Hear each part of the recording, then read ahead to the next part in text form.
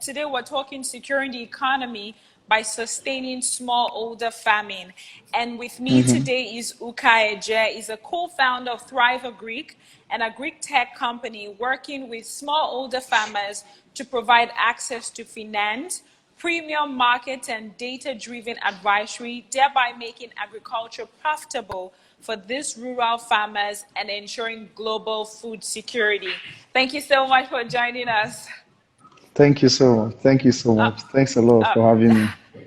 That's great. So I was All reading right. about Thrive Greek, and I see the wonderful things you guys are doing. Well done. I must say, well done for that. Thank you. And Thank I you. and I also see that you guys have worked with over 100,000 farmers. So my question is this: why exactly is the focus on smallholder farmers?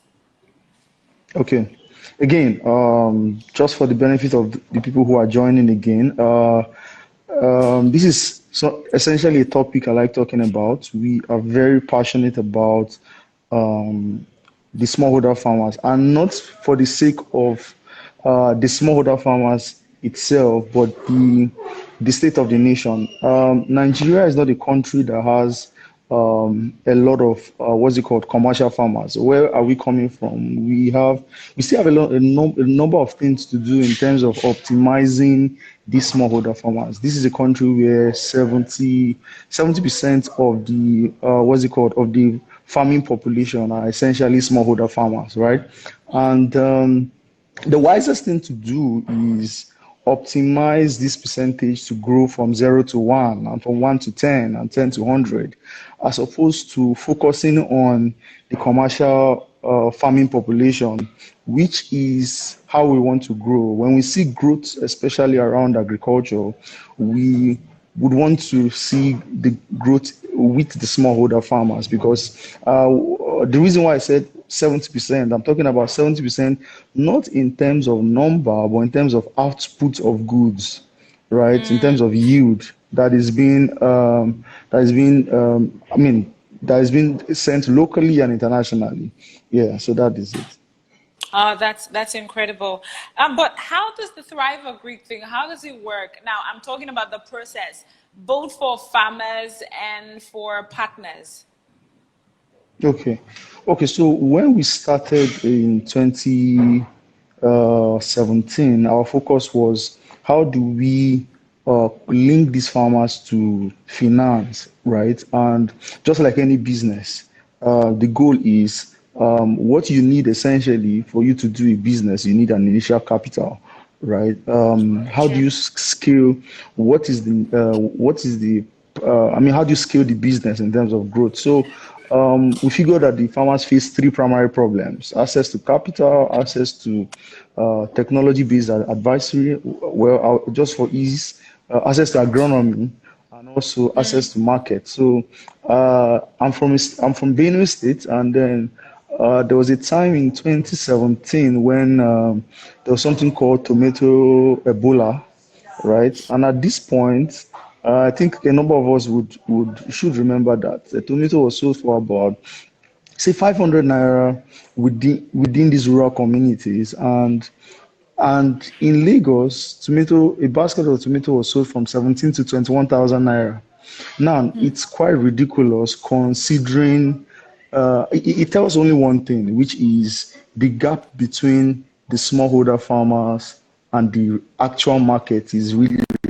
So our focus was how do we lessen that gap or extinguish it entirely, so that agriculture can be profitable to them. So if truly they largely occupy the major markets, so let's make them more prosperous. So what did we do? We started by launching a crowdfunding platform, Oh. right, which a number of people know us for today, right? So from 2017 to towards the end of 2019 and the early part of this year, we did a crowdfunding platform. The goal was how do we link capital to the smallholder farmers to give them ease to access seeds, fertilizers, agrochemicals, and for the poultry farmers, and then work with them through this process, right? So they need advisory. right? And it's difficult for them. So these are the things that lower the yield for the smallholder farmers. So how can we provide all of this for them and ensure that it's a win-win? So that's the kind of service we provide. So you just basically identify a smallholder farmer. Is that what you do, or how do you identify them? Okay. Okay, so the process of onboarding is quite rigorous. I mean, it's quite thorough. I mean, it usually takes us about 2 to 3 months to identify a farmer. They go through a psychometric test. I mean, we ask questions to verify that they really are farmers, because there are many people who just wear the mask of I am a farmer, right? And so we try as much as possible to ask agri specific question that relates to the commodity, the maize. For maize, for instance, I mean, how many stands do you have to plant to get this kind of yield? I mean, for poultry, I mean, at what point can you consider that your poultry has reached a level of maturity? What practices should we be doing? So we ask this question, and then based on their responses, we know that this is someone who we can work with. And then also we allow them to cross guarantee themselves. So Okay. more like this is what we are expecting at the point of harvest. This is what we are expecting. So I mean, in case one farmer defaults, there is a what's it called? I mean, these farmers who are in group, they can cover for the other farmers. And also, what's it called? We provide insurance for these farmers, Oh, right? that's And great. again, I mean, it's a thorough onboarding process. It takes about 2 to 3 months, as I said, and we don't just spot anybody and say, okay, you are a farmer, right? Or you manage to have a hoe or a cutlass, right? You can be onboarded. So, and then usually there are operation agents who are within these communities who ensure that they visit them. We also built a product called an AOS. So it's a short term for agriculture operating system. Oh yeah. So yeah, so the goal is how can we build a technology-based infrastructure that eases the entire operation, such that wherever you are, you can see that a farmer or a field agent visited a farm and is updated, what's it called, on the areas. What is the farmer doing per time? Has he planted? Has he sown seed? So What you are the follow them activities through the process. So through the process? it's not just about equipping them with the The funding or inputs, the inputs. totally, You follow totally. through. Oh, that's So incredible. But it's a how about thorough. Go partners? ahead. How about partners now? Okay, so the people who we refer to as partners, the people who fund these farmers, right? Um, what we do through the process, we let them know, first of all, they invest X amount of money, right, to these farmers, right? And they get to know this is the total amount expected. So when we're running this from 2017 to the early part of this year, and they get to know the stage of operation of the farmers and when to expect their return on investments. Oh, great. But when we dropped the asset on our page saying that the co-founder of Thrive Greek is going to be joining us in a conversation, we got a lot of comments, and particularly some were saying that Thrive Greek has not been paying investors. How true is this? Okay, so we embrace that. That is correct. Now, that has not been a culture of Thrive Greek. Why we understand the frustration of everybody. We are not an organization that is trying to run away from paying for meeting the obligation of investors that trust us with their hard-earned money.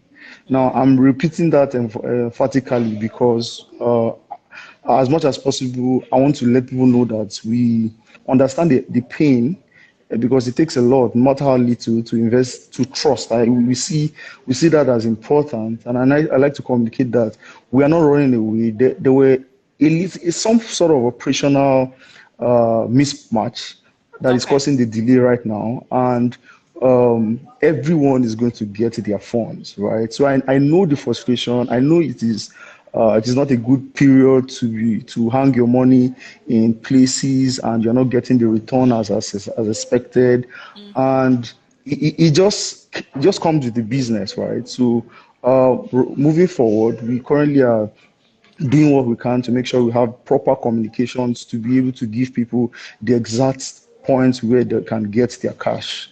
That's incredible. Well done, Thrive Agreed. Yeah, So thank you.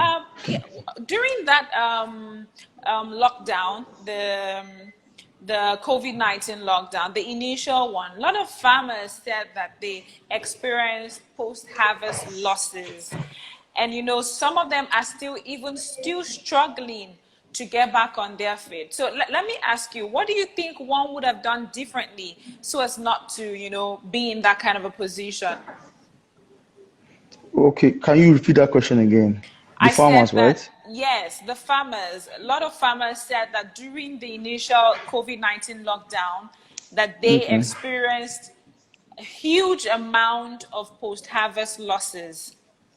And Okay. these farmers, most of them are still struggling to get back on their Yeah, feet. yeah, So the yeah. question is, what would one have done differently to, guard against that? I think many of these things can be solved primarily by interventions, right? I would say agriculture is it cannot be ruled out aside the help of the government, right? So I still believe that um, there has to be a lot of interjection in was it injection Intervention. of grants, intervention from the federal governments to help the rural farmers. Don't forget what I said earlier.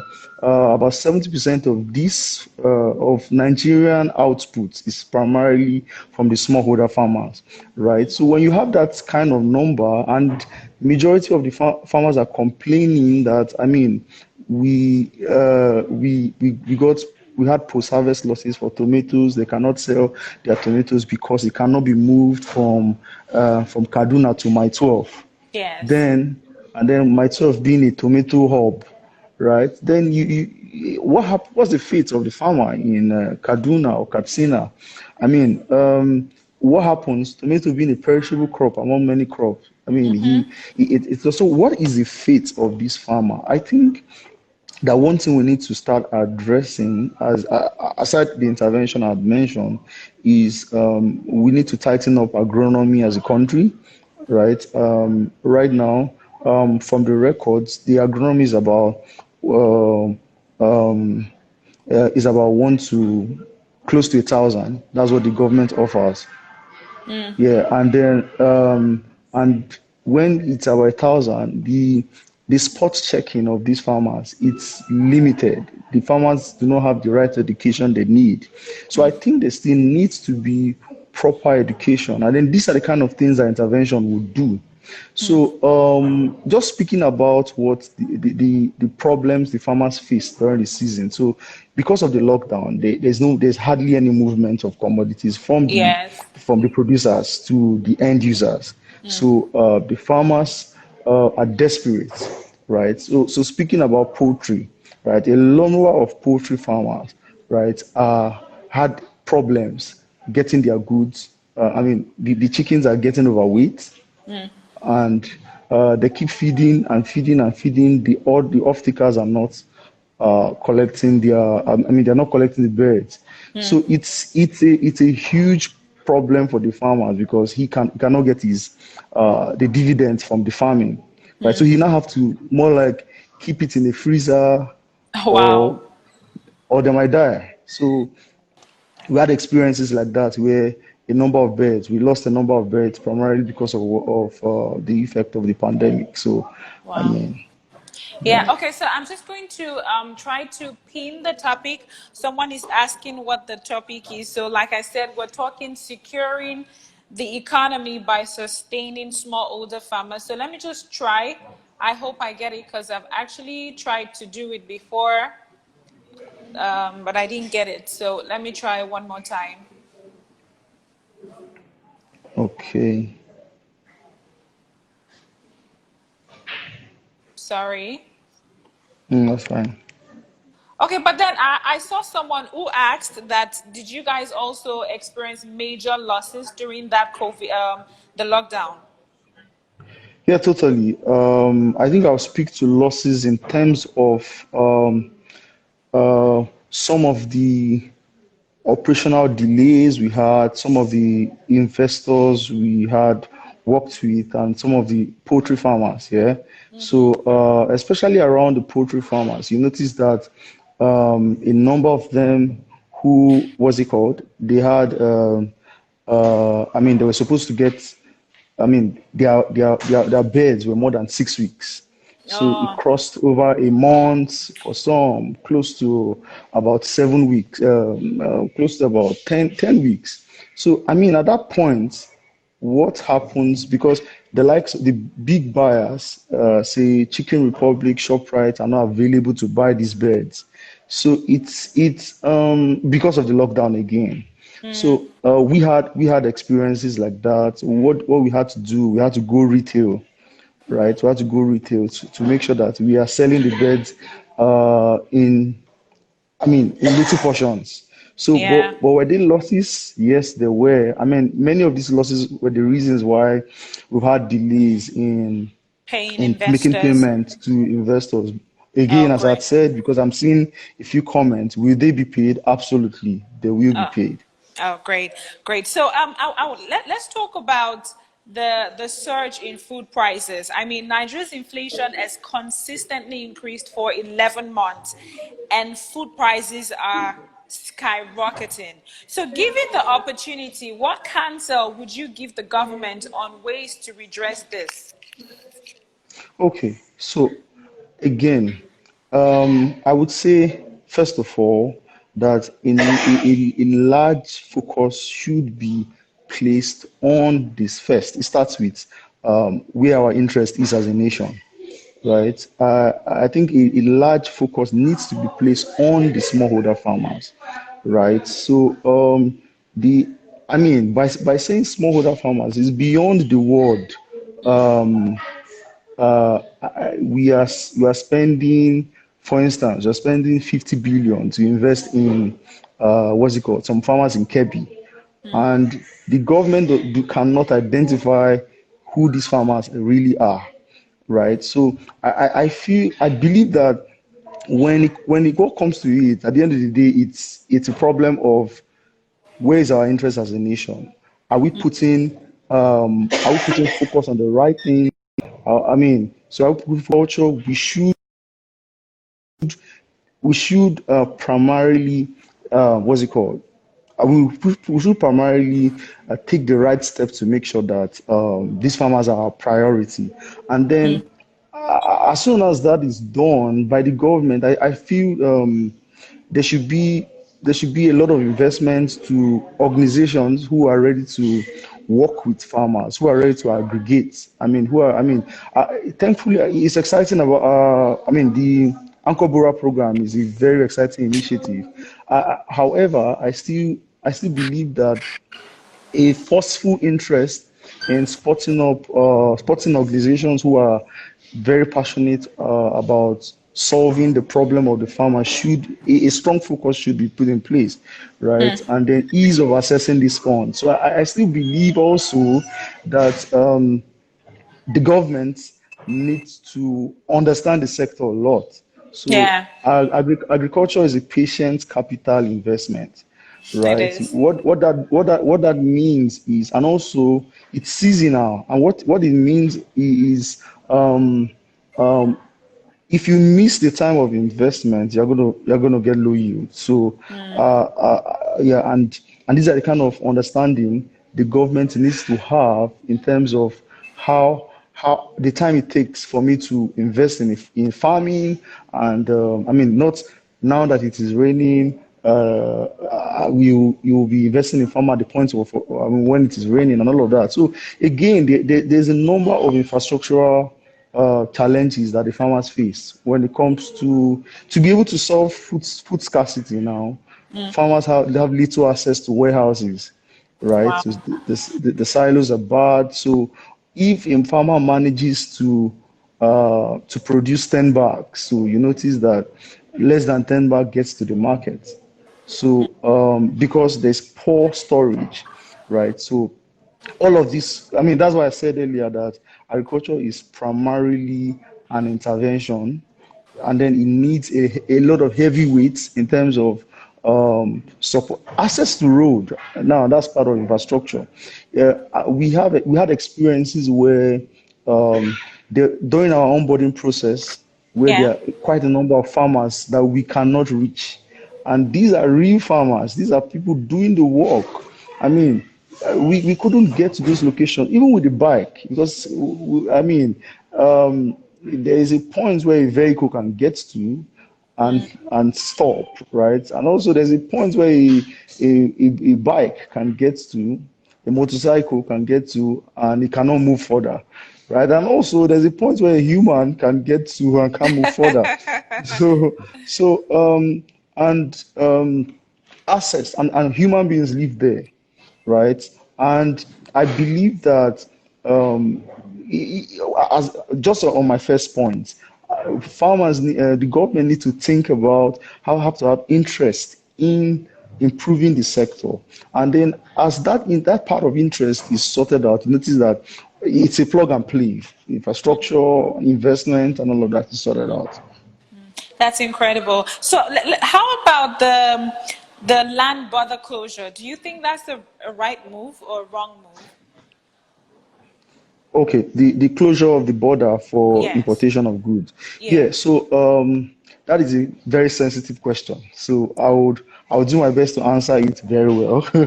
So I think first of all, I'm a proponent of the fact that we should not have food scarcity, right? And what I mean is the government is just like the daddy of the economy. By all means, the government should care a lot about the fact that we have all it takes for us to supply, to have food for the economy, right? So, what is the reason for the closure of the border? I mean, essentially because um, we need to we need to work a lot around internal production of local food. On that end, I think it makes a lot of sense, right? And I think it's a wise idea. And I'll give an example for rice. I think that the closure for the borders for rice, it really helped a lot of rice farmers. And there were a lot of rice milling facilities within the north. And I traveled 3 weeks ago to Kano, and I noticed that there were quite a number of milling factories that opened up where prior to 3 years before now, they never existed, right? So you notice that there is a lot that some policies can help to do, but there is also the part that there are other value chains, for instance, the poultry value chains, especially that would suffer for it, right? But it is also imperative that we should know that I mean, for every policy, there's also the hard end of it, and also the. So I Yeah. believe that when we view this from the end of national prosperity, this is what's it called now? It's a good initiative. Right? At the end of the day, Nigeria has over 42 million smallholder farmers, right? And I believe we should be able to feed ourselves as opposed Very to true. Importing. expecting importing. So when is the right time for us to close the border? We should bear some pain at some point, right? And as much as, but it needs to be strategic in terms of what period, how do you cushion it, and how do you make sure that there is a balance. So these are my thoughts around it. Oh, I hope great. I addressed that Okay, so question well. yeah, you did. But then I also wanted to throw in this. There was a time that the federal government banned the importation of maize, but then later they gave license to some particular companies. Do you think that's also the way to go? Okay. All right. So another trick question. I think that it just goes back to what I said, right? The same federal government give a number of organizations, Tribe Agric included, access to credit, right, to fund smallholder farmers, right? I think timing is of the essence, right? What I mean is, at what time? Because there's a period. I'm thinking of the best way to communicate this. Okay. The amount of the total amount of maize that Nigeria needs to feed itself is close to 20 million metric tons, right? Comfortably, and that is the goal of the central bank, right? And how much do we produce, right? We produce barely about 8 million metric tons. Now, see the comparison, right? So we still are not able to produce enough, right? So, will there be a point? I think that there were a number of sectors that were suffering, like the poultry sector, suffering because of the closure. There was a high price of maize. Maize started from 80,000 naira and it rose to as high as 210,000 naira in a per ton in a space of 6 to 9 months, right? And it was threatening. And then a way to know the impact of that is we might not know the value of maize until we see that there's an increase in poultry beds and eggs that we eat every day, right? So that is, for instance, a piece of egg, like one egg goes for 100 naira, I think, right now. So, and then how do you feed that? 70% of the feed comes from maize. So, Yeah. just to answer your question directly, I feel it will be a good initiative when it is coming at the right time, right? And was this the right time? Was it the right time for the government to do this? As long as it doesn't affect the economy in terms of the farmers, because the farmers should be the focus, right? When the primary producers are affected in any Yeah. policy, then we are not heading towards the right direction, right? Because at the end of the day, how will they benefit? How can they grow? I started with interest. If you are not interested in expanding the sector, I mean, it's going to affect all of your initiative, all of your policy, and in this case, the smallholder farmer. Very true. So, but then lots of smallholder farmers, they claim that they do not have access to central bank credit. How true is this? And if it's true, what exactly do you think can be done to bridge the gap? Okay, smallholder farmers are not having access to credit from the central bank. So, Yes. to be honest, the sector is quite disorganized, right? Access to many farmers who don't have they are not they don't have a credit with the, I mean, they don't have access to what's it called now, BVNs. They cannot be tracked. They cannot be you cannot verify who they are. For instance, today a classical example is you can dial a code and GT Bank can lend you 1 million naira easily with your mobile phone. But it can't happen with the smallholder farmer. So you can see there's a bank to individual relationship with you, but there's no Yeah. bank to farmer relationship. Primarily is one, the bank and financial institution largely do not understand the body language of the smallholder farmers. Do they want to fund them? To the most part, based on their knowledge, they want to, right? And then there are many limitations because these are risk people, they are credit people, and just to their defense, right? Yeah. I mean, I have interactions with a number of these people to before we collect funds. So, majorly, we are just that interface to help them understand the process. Are they funding them? Yes, they are funding them, right? So the CBN I mean, they got a number of money to invest in the smallholder farmers this year, and Okay. did all of them get access to credit? No. just a little number of farmers got access to credit. And what is the effect of that? Is there will be low yield, and what's it called? The expected amount of yield from farming this year, for instance, is, I mean, it's going to be threatening because there's going to be troubles around scarcity again, right? Yeah. So it will be like a revolving circle if Yeah, very true. that is not solved. I mean, we have a scarcity this year. We have we have a potential scarcity next year because the people who are the primary producers didn't have access to funds, or for some reasons they didn't have access to inputs. And when I say funds, I'm talking about the seeds, fertilizers, agrochemicals that they Yes. need. And see what the Um, lockdown did as well. did. So Yeah. Okay, but if take for instance they are unable to access this credit facility needed to encourage them, I'm talking about the smallholder farmers now. What alternative solutions would you recommend to raising needed capital? okay, that's for Thrive Agri. What alternative for the farmers, right? Yes. Okay. I think alternative could be patient capital and also low interest investment that would not Okay. choke these smallholder farmers. I think through the support of the government, access to single digit credit that would help scale.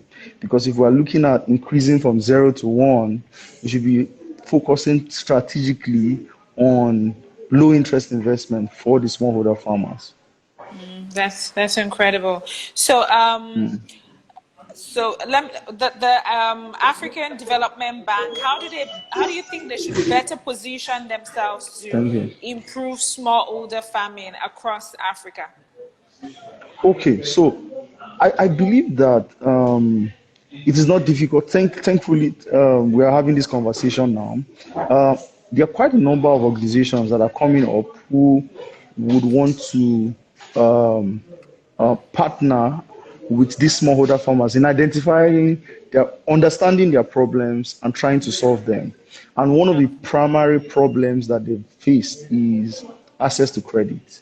I mean, Yes. and because for you to scale, you need access to the right, again, not credit, to the right credit, right? By right credit, well, it goes back to my previous explanation. Credit is usually expensive, right? So how can organizations like African Development Bank help in this, providing that ecosystem of support in terms of capital to be able to scale this? It was the World Bank that stated that agriculture is $1 trillion. African agriculture is $1 trillion business, right? So the potential is enormous, especially in terms of what it can do in spiraling economic development within Nigeria and Africa at large. So going back to my previous point, in terms of beyond just giving credit to these farmers, supporting non indirect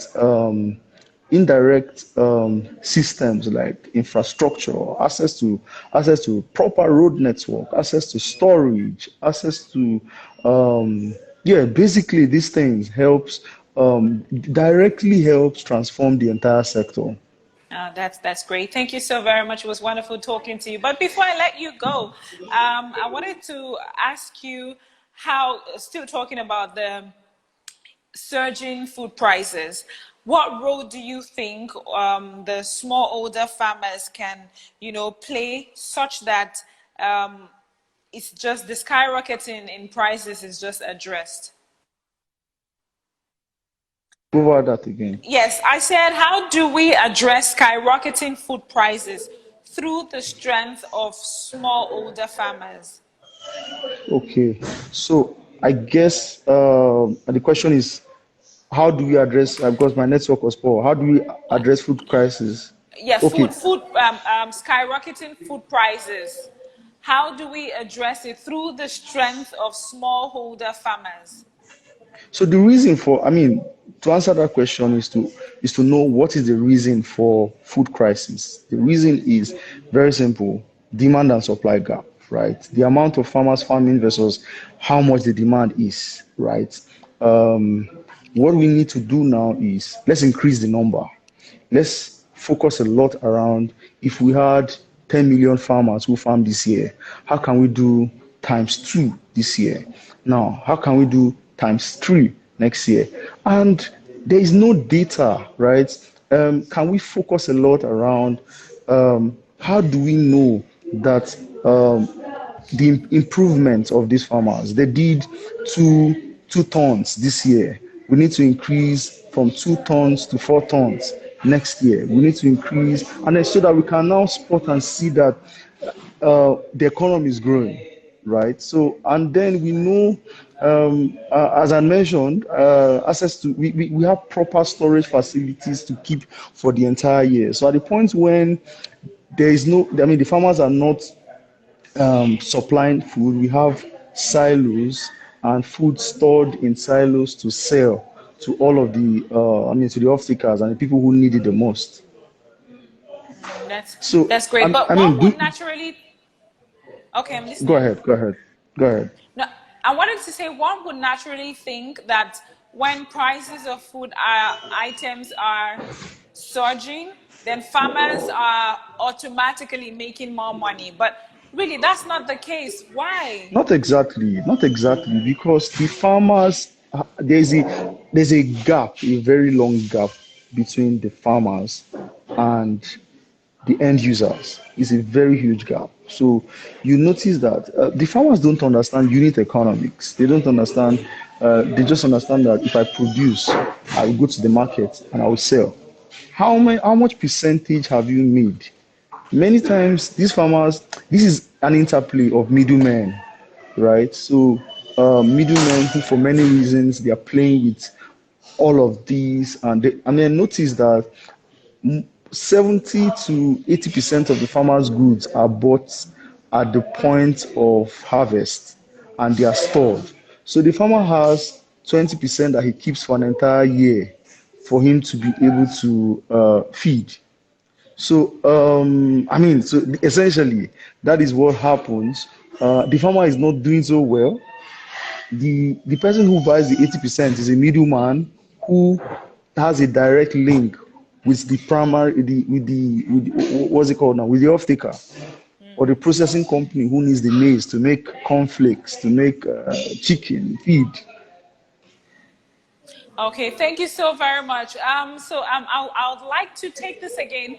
Now, and I'm taking this again because the question has been recurring, and I know that you have answered, but I guess more people just joined now, so they didn't know that you had addressed it Yeah, before.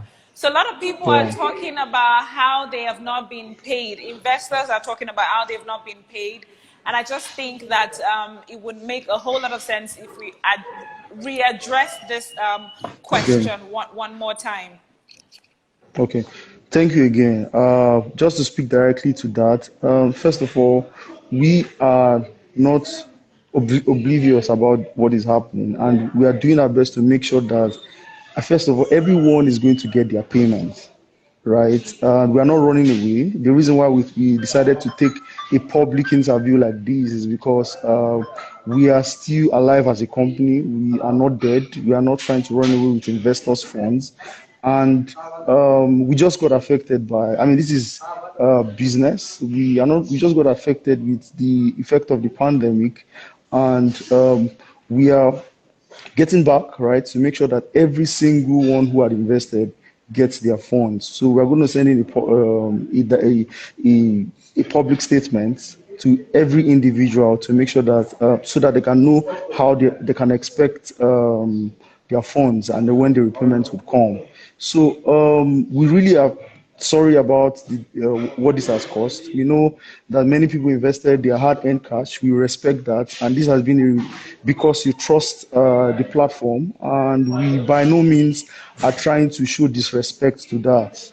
And you all will get your money. You have my best assurance. Thank you so much. Oh, thank you so much. It was wonderful talking to you, UKJ. I hope I got the pronunciation of your name.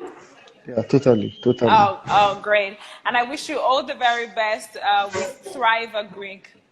Thank you for being a part of Thank this. you. All right, Thank then. you so Take much. I care. really Yeah. appreciate it.